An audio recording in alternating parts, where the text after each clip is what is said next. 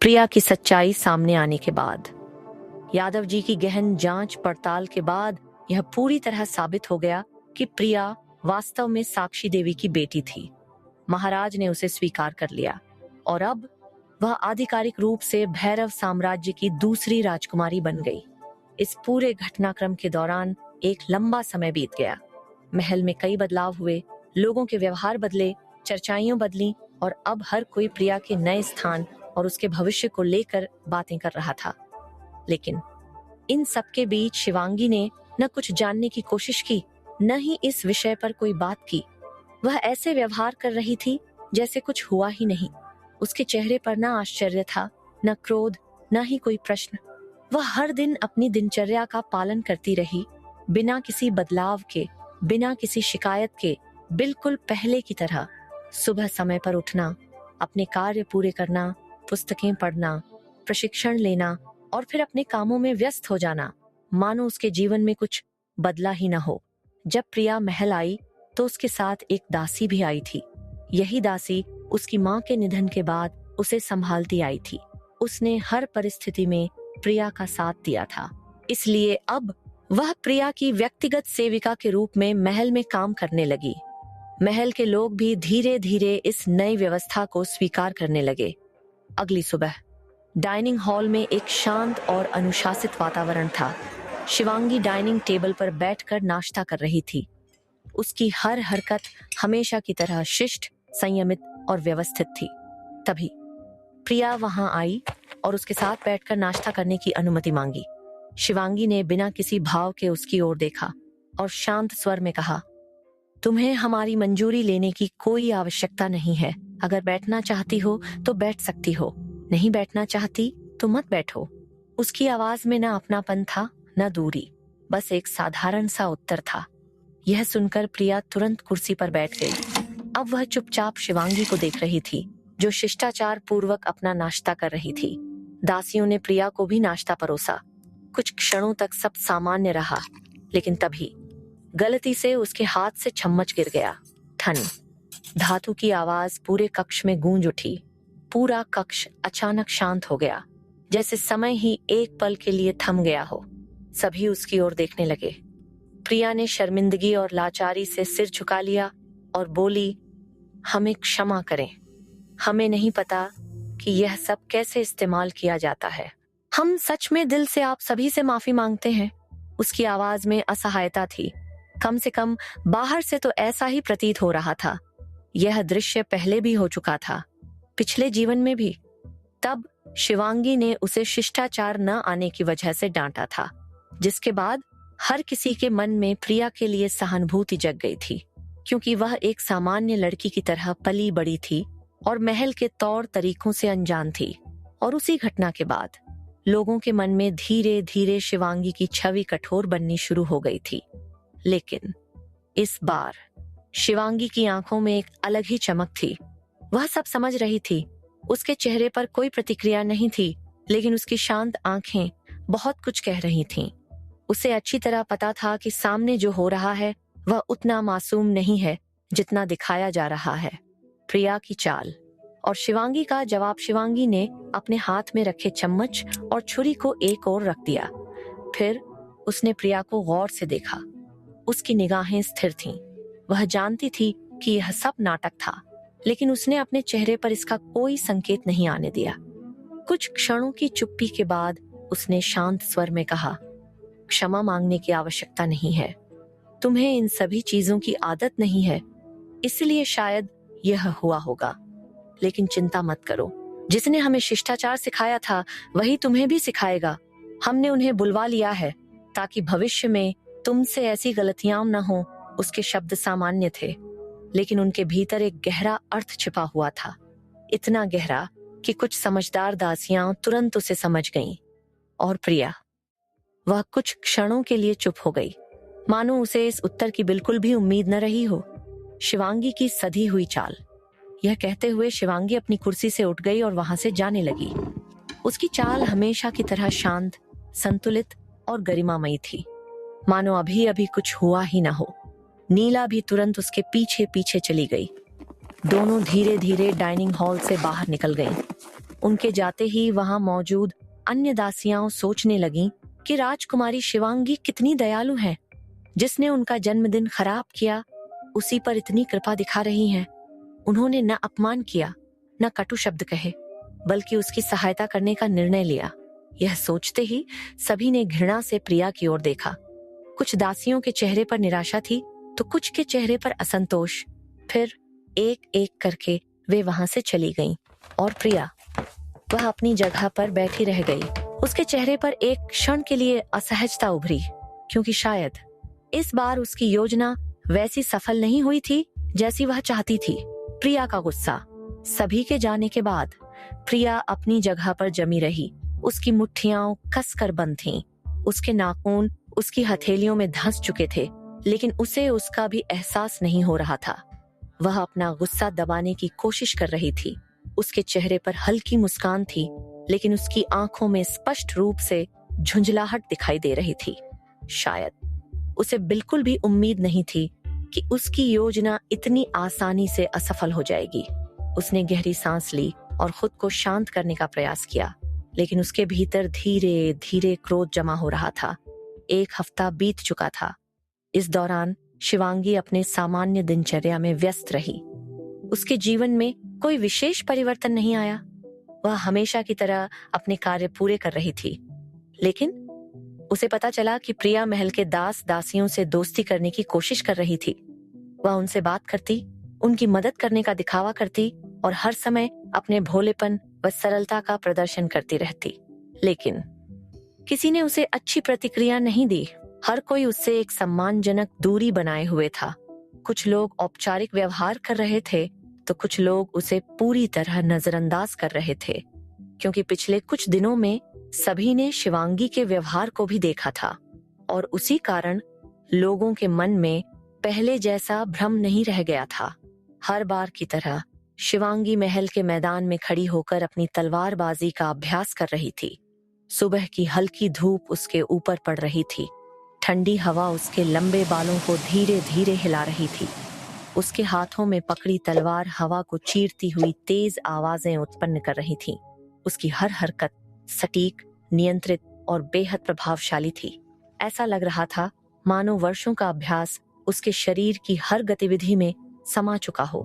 दूसरी ओर प्रिया खुशियों से भरी महल के बगीचे में जा पहुंची। वह फूलों से बातें कर रही थी, अपने भोलेपन और मासूमियत का दिखावा कर रही थी। कभी किसी फूल को हाथ लगाती तो कभी मुस्कुराते हुए उसकी खुशबू महसूस करने का नाटक करती। उसके पीछे खड़ी दासी भी चुपचाप उसे देख रही थी। तभी उसकी नजर शिवांगी पर पड़ी। कुछ ही दूरी पर शिवांगी अपने अभ्यास में पूरी तरह डूबी हुई थी। उसे देखते ही प्रिया की आंखें चमक उठीं। उसके चेहरे पर एक अजीब सी मुस्कान उभर आई, मानो उसके मन में अचानक कोई नई योजना जन्म ले चुकी हो। प्रिया की नई कोशिश, और जैसे उसने पिछली बार किया था वैसे ही उसने सभी को वहीं रुकने को कहा और शिवांगी की ओर बढ़ गई। उसके कदम धीरे धीरे आगे बढ़ रहे थे। उसके चेहरे पर मासूमियत थी, लेकिन उसकी आंखों में कुछ और ही चल रहा था।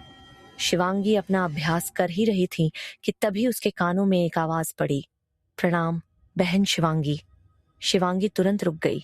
उसके हाथ की तलवार हवा में एक क्षण के लिए स्थिर हो गई। यह वही आवाज थी जिसने उसे मृत्यु के द्वार तक पहुंचाया था। एक पल के लिए पुराने दृश्य उसके मन में कौंध उठे, लेकिन उसने अपने चेहरे पर कोई भावना नहीं आने दी, न क्रोध, न घृणा, न ही कोई बेचैनी। उसने बस अपनी ठंडी नजरों से प्रिया की ओर देखा और हल्के से सिर हिलाया। फिर सख्त स्वर में बोली, बिना बताए हमारे पीछे मत आना। हम जब तलवारबाजी का अभ्यास करते हैं तब हम सतर्क और तेज रहते हैं। अगर गलती से हमने तुम पर प्रहार कर दिया होता तो तुम्हें पता भी है कि क्या हो जाता। इसलिए भविष्य में कभी हमारे अभ्यास के बीच मत आना। उसकी आवाज कठोर थी, लेकिन उसके शब्द पूरी तरह उचित थे। वहां उपस्थित पहरेदारों ने भी सहमति में सिर हिला दिया शिवांगी की सख्त बातें सुनकर। प्रिया ने अपराधी चेहरा बनाकर सिर झुका लिया और बोली, हमें क्षमा करें बहन। उसकी आवाज धीमी और दयनीय प्रतीत हो रही थी, लेकिन शिवांगी अब इन भावों के पीछे छिपे खेल को समझती थी। शिवांगी ने बस अपना सिर हिलाया और उसे जाने को कह दिया।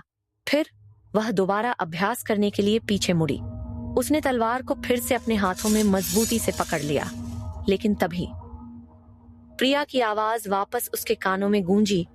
आपको बुरा लगा होगा ना? हमारे आने से आपको असुरक्षित महसूस हो रहा होगा, क्योंकि अब कोई आया है जो आपका स्थान छीनने वाला है, कोई जो इस साम्राज्य का अगला उत्तराधिकारी होने का दावा पेश करने आया है। उसके शब्दों के साथ ही वातावरण अचानक भारी हो गया। हवा तक मानो कुछ क्षणों के लिए थम गई। यह अब कोई सामान्य बातचीत नहीं थी, यह एक सीधी चुनौती थी। एक ऐसा वाक्य जो बाहर से शांत सुनाई दे रहा था, लेकिन उसके भीतर छिपा हुआ उद्देश्य बहुत गहरा था। शिवांगी की आंखों में हल्की चमक आई, लेकिन इस बार उसने कोई जवाब नहीं दिया। वह केवल मुस्कुराई और अपनी तलवार घुमाते हुए वापस अभ्यास में लग गई। उसकी तलवार हवा को चीरती हुई आगे बढ़ रही थी।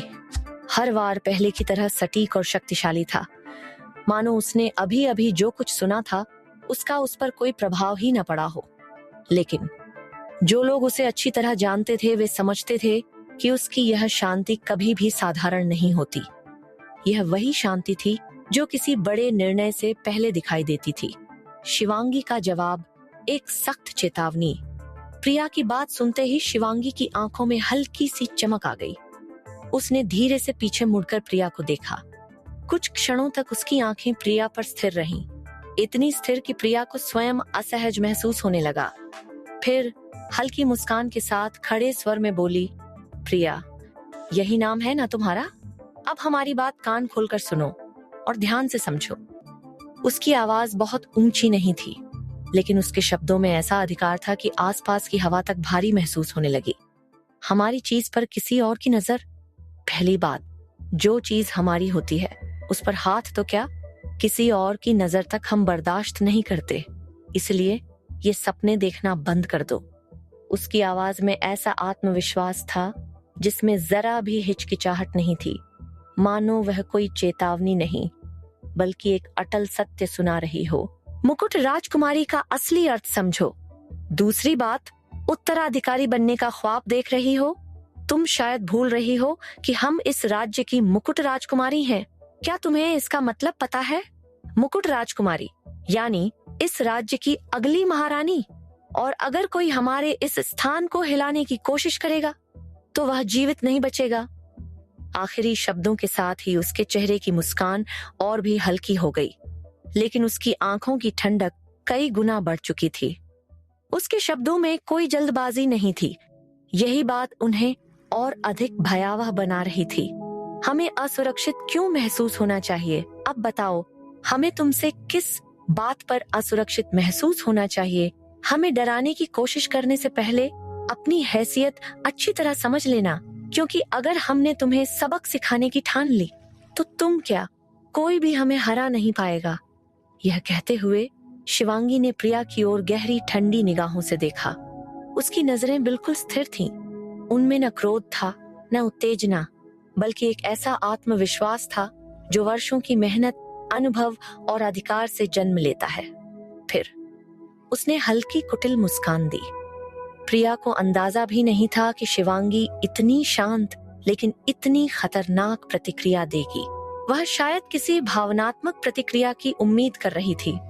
शायद उसे लगा था कि शिवांगी उत्तेजित हो जाएगी, लेकिन उसे जो मिला वह उससे कहीं अधिक भयावह था। अब शिवांगी की बातों में छिपी चेतावनी उसे साफ साफ समझ आ गई थी। उसके चेहरे का रंग बदल चुका था, उसकी मुस्कान गायब हो गई, उसके जबड़े हल्के से भींच गए। वह गुस्से में शिवांगी को घूर रही थी, लेकिन उसके भीतर पहली बार एक हल्की बेचैनी भी पैदा हो चुकी थी। दूर खड़े लोगों की नजरों में। दूसरी ओर दूर खड़े लोगों को लग रहा था कि राजकुमारी शिवांगी राजकुमारी प्रिया से बहुत प्यार और अपनेपन से मुस्कुराकर बातें कर रही हैं। दोनों बहनों के बीच एक सामान्य बातचीत हो रही है, क्योंकि वहां खड़े किसी भी व्यक्ति तक उनके शब्द साफ साफ नहीं पहुंच रहे थे। वे केवल उनके चेहरे देख पा रहे थे। परंतु राजकुमारी प्रिया शिवांगी को इतनी गहरी नफरत से क्यों देख रही थी, यह किसी को समझ नहीं आ रहा था। कुछ लोग हैरानी से एक दूसरे को देखने लगे, तो कुछ लोगों के मन में धीरे धीरे प्रश्न पैदा होने लगे। आखिर सच्चाई क्या थी? क्या प्रिया सच में सिर्फ एक मासूम लड़की थी, या यह सब एक सोची समझी साजिश थी? क्या शिवांगी का धैर्य एक बड़े तूफान का संकेत था? क्या उसकी यह शांति आने वाले समय में किसी बड़े खेल का हिस्सा बनने वाली थी? जब असली खेल शुरू होगा तो कौन जीतेगा, राजकुमारी शिवांगी या राजकुमारी प्रिया? जानने के लिए अभी पढ़िए अगला चैप्टर